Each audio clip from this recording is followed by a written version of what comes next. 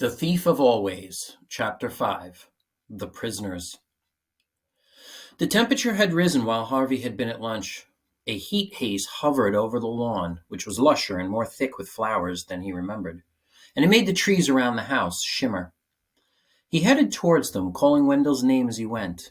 There was no reply. He glanced back towards the house, thinking he might see Wendell at one of the windows, but they were all reflecting the pristine blue. He looked from house to heavens. There was not a cloud in sight. And now suspicion stole upon him, which grew into a certainty as his gaze wandered back to the shimmering copse and the flowers underfoot.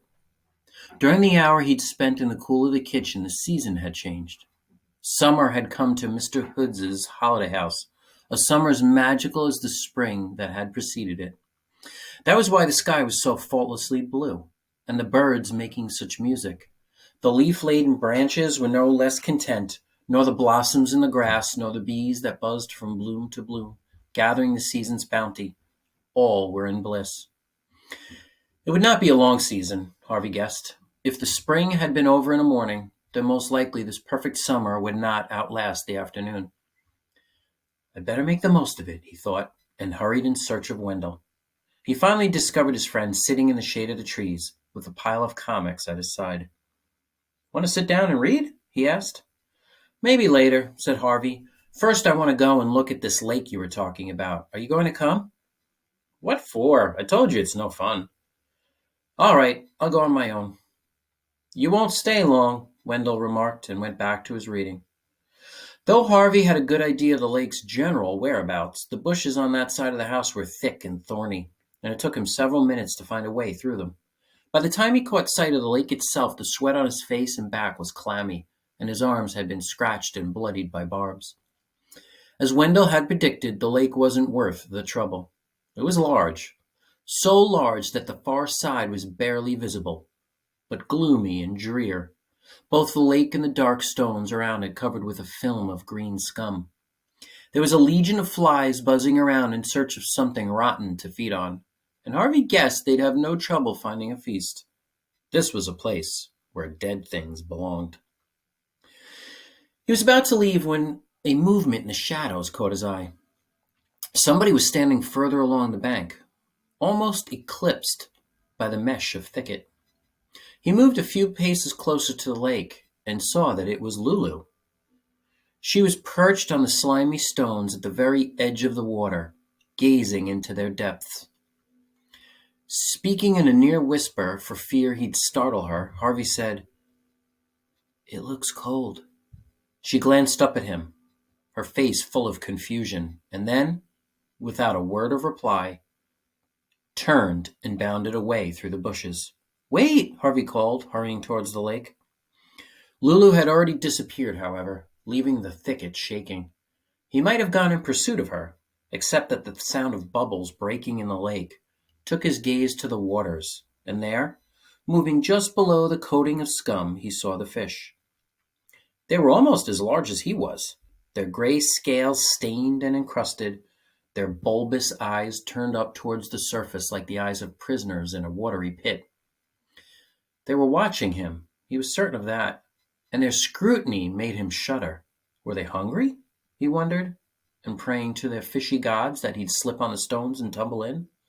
Or were they wishing he'd come with a rod and a line, so that they could be hauled out of the depths and put out of their misery? What a life, he thought. No sun to warm them, no flowers to sniff at or games to play, just the deep, dark waters to circle in, and circle, and circle, and circle. It made him dizzy just watching, and he feared that if he lingered much longer he'd lose his balance and join them. Gasping with relief, he turned his back on the sight, and returned into the sunlight as fast as the barbs would allow. Wendell was still sitting underneath the tree. He had 2 bottles of ice-cold lemonade in the grass beside him, and lobbed one to Harvey as he approached. "Well," he said. "You were right," Harvey replied. "Nobody in their right mind ever goes there." "I saw Lulu." "What did I tell you?" Wendell crowed. "Nobody in their right mind." "And those fish." "Yeah, I know," Wendell said, pulling a face. "Ugly boogers, aren't they?" "Why would Mr. Hood have fish like that? I mean, Everything else is so beautiful. The lawns, the house, the orchard. Who cares? Said Wendell. I do, said Harvey. I want to know everything there is to know about this place. Why? So I can tell my mom and dad about it when I go home. Home? Said Wendell. Who needs it? We've got everything we need here. I'd still like to know how all this works. Is there some kind of machine making the seasons change? Wendell pointed up through the branches at the sun. Does that look mechanical to you? He said. Don't be a dope, Harvey. This is all real. It's magic, but it's real. You think so? It's too hot to think, Wendell replied. Now sit down and shut up. He tossed a few comics in Harvey's direction. Look through these. Find yourself a monster for tonight. What's happening tonight? Halloween, of course, Wendell said. It happens every night. Harvey plunked himself down beside Wendell, opened his bottle of lemonade, and began to leaf through the comics, thinking as he leafed and sipped that maybe Wendell was right, and it was too hot to think. However, this miraculous place worked. It seemed real enough. The sun was hot, the lemonade was cold, the sky was blue, the grass was green. What more did he need to know? Somewhere in the middle of these musings, he must have dozed off because he woke with a start to find that the sun was no longer dappling the ground around him, and Wendell was no longer reading at his side. He reached for his lemonade, but the bottle had fallen over, and the sweet scent had attracted hundreds of ants. They were crawling over it and into it, many drowning for their greed. As he got to his feet, the first real breeze he'd felt since noon blew, and a leaf, its edges sere, spiraled down to land at his feet. Autumn, he murmured to himself. Until this moment, standing beneath the creaking boughs, watching the wind shake down the leaves, autumn had always seemed to him the saddest of seasons. It meant that summer was over, and the nights would be growing long and cold. But now, as the drizzle of leaves became a deluge, and the pattern of acorns and chestnuts a drumming, he laughed to see and hear its coming. By the time he was out from under the trees, he had leaves in his hair and down his back, and was kicking them up with every racing step. As he reached the porch, the first clouds he'd seen all afternoon crept over the sun, and their shadow made the house, which had wavered in the heat of the afternoon like a mirage, suddenly loom dark and solid. You're real, he said as he stood panting on the porch. You are, aren't you?